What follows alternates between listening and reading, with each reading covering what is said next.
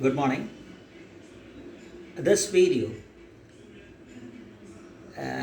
discuss a brief topic, which was analyzed in the column Kerala economy. The link to the column and the link of that column and the video link, which gives introduction on what is discussed in that column, are both attached below this video. It's actually a column.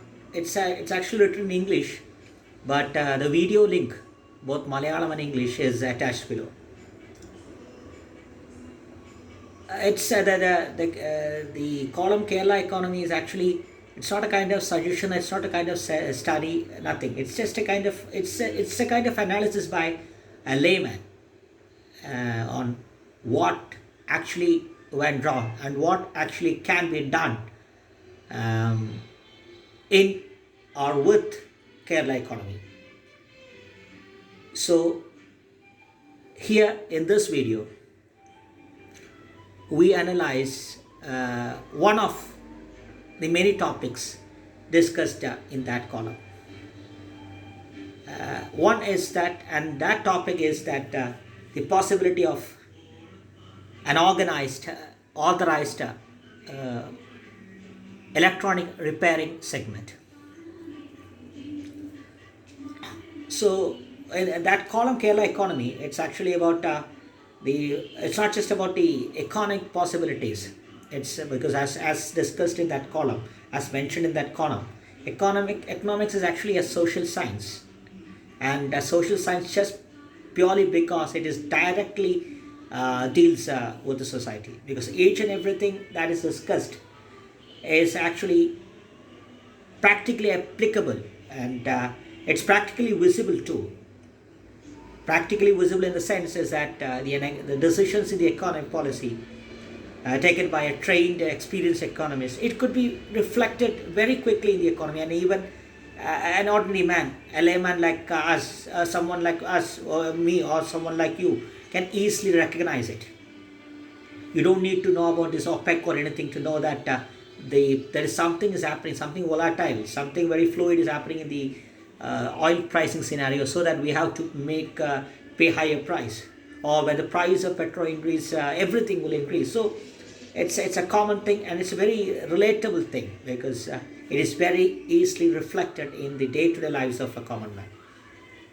So all that aspects are discussed. It's about the possibilities available in education, health scenario, and all these things that could be utilized to make an economy strong. And the main thing discussed in that column is the need for a self-sufficient economy, because self-sufficiency is social empowerment. Because like discussed, so I'm not going deep into these things, because it has been discussed in that column and the video links which are provided below. How volatile the financial scenario, how sensitive and insecure are we, anybody in any corner of the globe, to a slight disequilibrium, slight what do you say, slight disturbance. It can be a war, it can be a pandemic, it can be a small incident.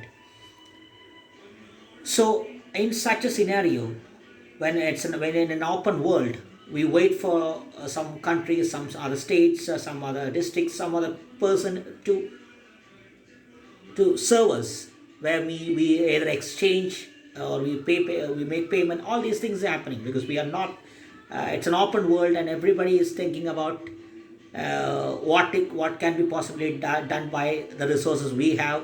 Else, everything else can be bought. It's kind of purchasing. All there are some economic technical terms. We are not going on to those technical terms or what is discussed in that call. We are just straight away going into the need to make a self-sufficiency the criterion for economic policies. So that is what has been discussed there, and that is what, and in that self-sufficiency, an economic repairing segment, an electronic repairing segment is a must, because it is two things. It is actually a thing related to green economics. because Malayalis won't be aware of Madhav Gadgil and what he has mentioned. So Madhav Gadgil, this Western Ghats, Kerala, all these things comes to uh, hits the headlines because of the delicate balance that people have to, that the policymakers have to employ between nature, sustainability, and economic comfort. Because if economic comfort should not be at the cost of nature, because it will take what do we say, the nature will it will hit back, and the floods are an example of that. How the construction boom has peaked, or rather what do you say, it just kind of dissolved, and we see these floods coming in, unscientific, ruthless construction. So let's come to the topic.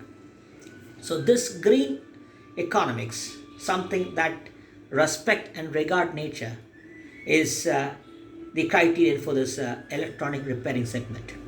And this electronic repairing segment starts with the concept of recycling. And the moment recycling is discussed, it is a first step in addressing the e-waste.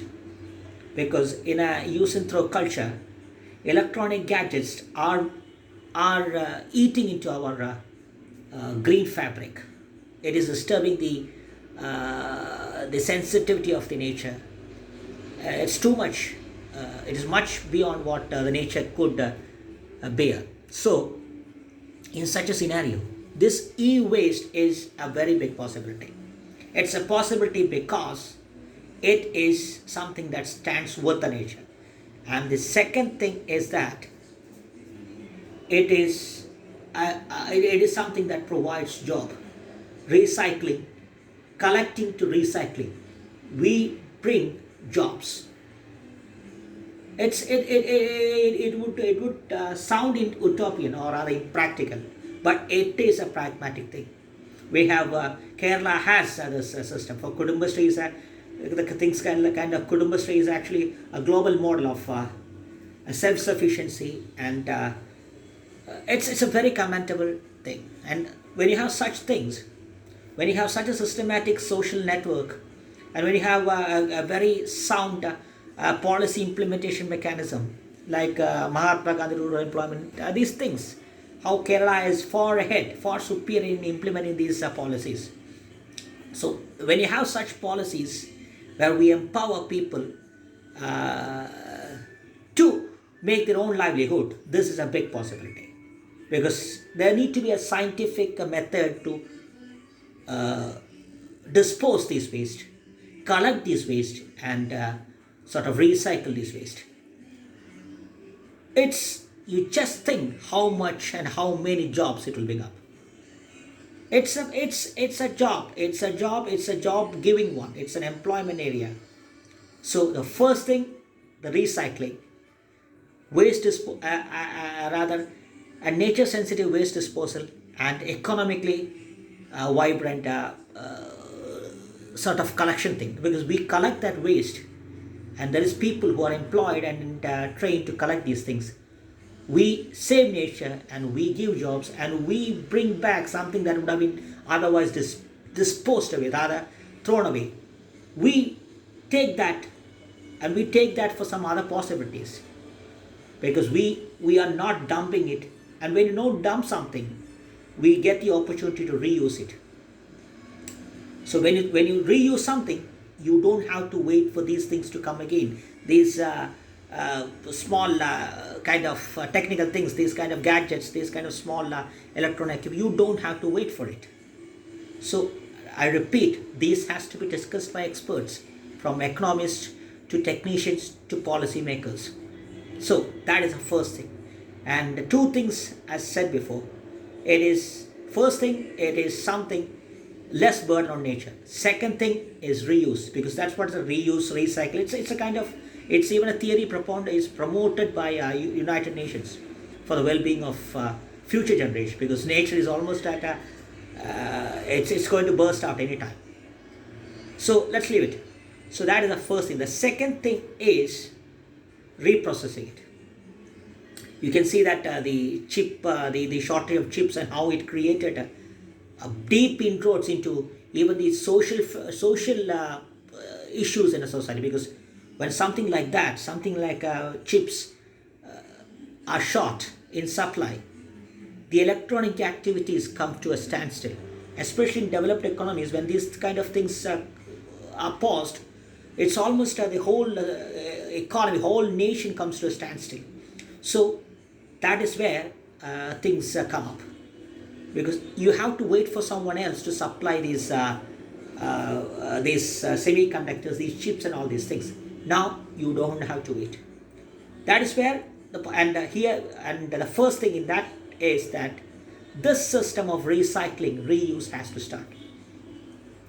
So that is the first thing. And the second thing is a systematic process of recycling.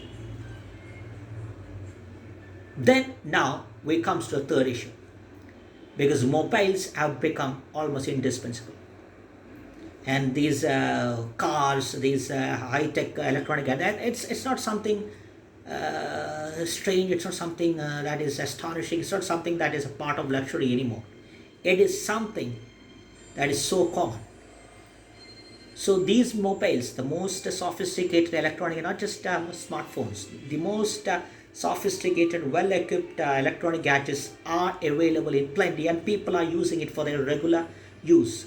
This regular use include professional use, for your job, for your decisions, for your daily engagements. Because when you with this Google Pay, you don't find even a 5 rupee coins. It's actually Google Pay. So these mobiles need servicing, these mobiles need repairing, and these mobiles then can be reused. That's the first thing. That first thing we have addressed or rather discussed. And the second thing is a common platform.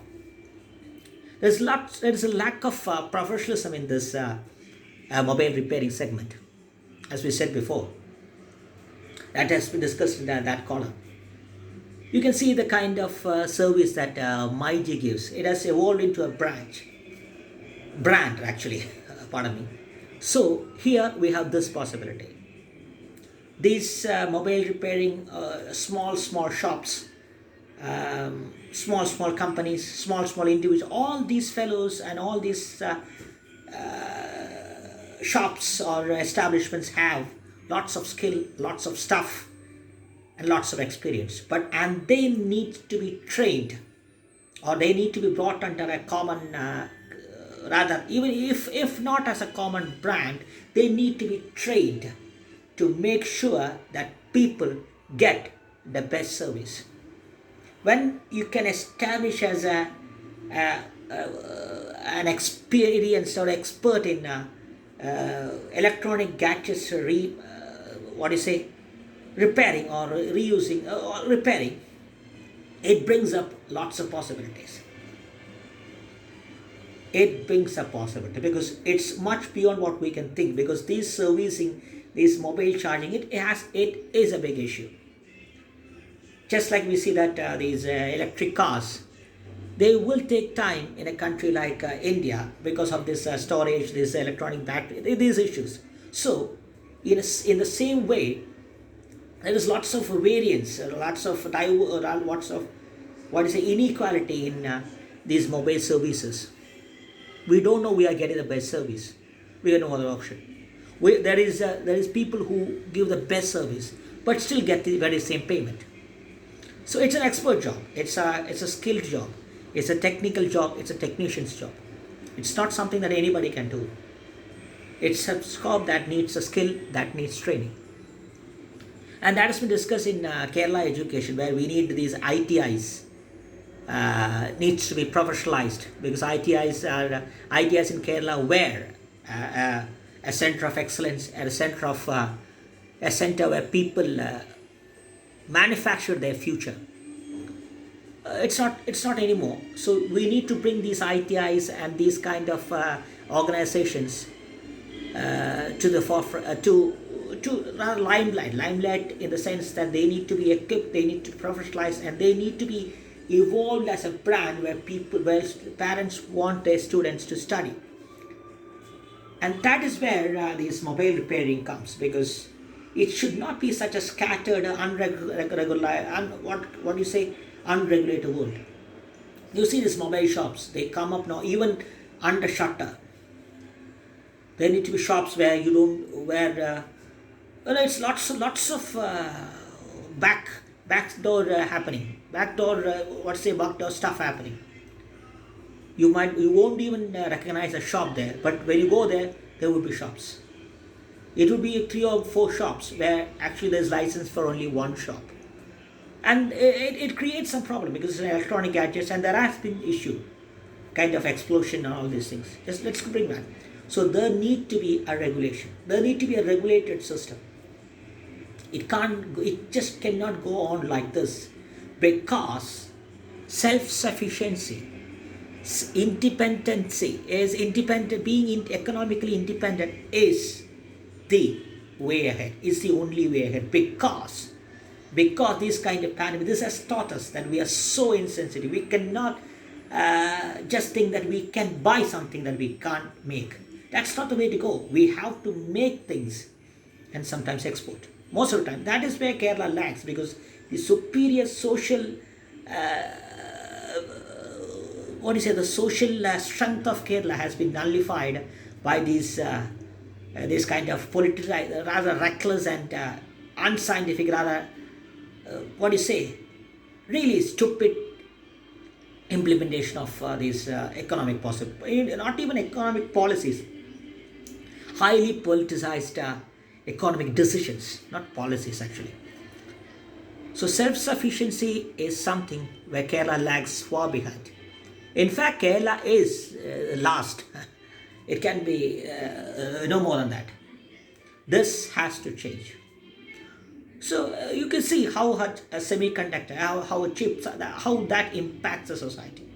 Well, we can't wait for this petrol. We can't make petrol, because if something happens there on this petrol exporting, we have to. Well, there's no other go. But these kind of things, this we can address. And the first thing is recycling. It is something that has to come to mind. Economic independence is possible, and it should be possible only and only if it is something that goes along with nature, that respects nature, that regards nature. Otherwise, it will explode. Otherwise, it's just how the real estate boom has denied people peaceful living is evident in my native Palakkad, because this construction boom has just eroded everything from the land, including the peace of people living there. The outlet for water has been closed, or rather blocked, and it just gets into your homes. The cost of living has gone up, and above that, the real estate boom has almost doused, because the flats, there are no takers for some of these apartments there. The most modern, rather ultra modern, well-equipped flats, they remain idle because people don't want to buy it. They sense something like this flats will come, and in the same way, we cannot go on being irreverent to nature. So the first thing, was said before, recycling and reuse. That's the first thing. It is the first consideration you can give to nature. And second, it is a possibility. You don't wait for the scrap to come. We reuse it.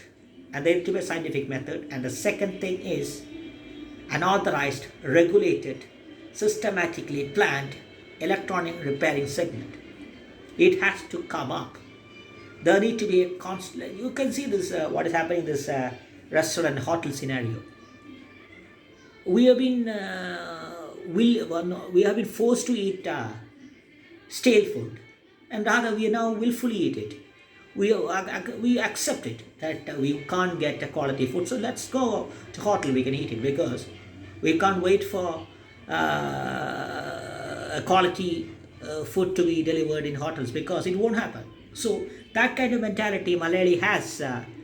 Malayalis now got used to it and got accepted the reality that quality food from hotels is something that you can dream, only dream. So that is where things go wrong. And in the same way, there need to be a regulatory mechanism in this e-waste, rather electronic repairing segment, especially smartphones and laptops, because first thing, it comes with a uniform price. It comes with a uniform system for the customer. He knows how and what to pay. The first thing is that. And the second thing is you give a recognition to some talent. It's a talent, as said before. It is a clear, sheer talent. And this talent has to be recognized. And they need to be trained. And they need to be evolved as a brand. It's not something that is impossible. You can see how online teaching has been rather revolutionized by use. There are some issues regarding the rather the satisfaction level of staff in Byju's. It can be, it may be wrong, but how it has revolutionized. So these are possibilities. Mobile repairing is not something that is that can be considered as something part of. It is something integral to the society, especially in the present scenario. So let's consider it. As said before, you think this is something beyond logic. It is logic, and it is sheer logic because two purposes. First, it's something that makes us believe that we are respecting nature. Second is employment. You give credibility to people who are working. Third is lots of this, what is the spillover effect in economics? Lots of jobs, from collection of e-waste to recycling to this repairing. There will be a kind of chain of people because this authorized mobile repairing segment, they can buy things from such fellows such as reused that disposed mobile from these people who collect this waste. So it's a chain. It's a chain that goes into our homes, comes into homes. It's a chain very free. It's not just a chain that holds. It's something that's very free. We can just touch it. We can be part of it. We can have the sweets of that. So e-waste recycling and organized electronic repairing segment. This can be practiced even in this vehicle scenario. It is possible. It is a must. So that's something that is discussed. It is discussed in this column, Kerala Economy. And this related to ITIs, the prominence that you have to give to professional courses beyond this engineering and Ayurveda. That too is discussed in Kerala Education. So both links to that columns and videos giving introduction to that columns, because these videos those videos give introduction to what are all discussed in these columns. The columns are divided into subtopics. So more than 5 or 6 topics are discussed in each column. So what are discussed in that columns are given an introduction, both in Malayalam. The columns are in English, but the introduction videos are given in both Malayalam and English. And below that video, which if you open in YouTube, you could access the link to that column. So let's talk about self-sufficient economics. As said before, it's a social science, and it's about an independent, egalitarian, self-sufficient society. Thank you.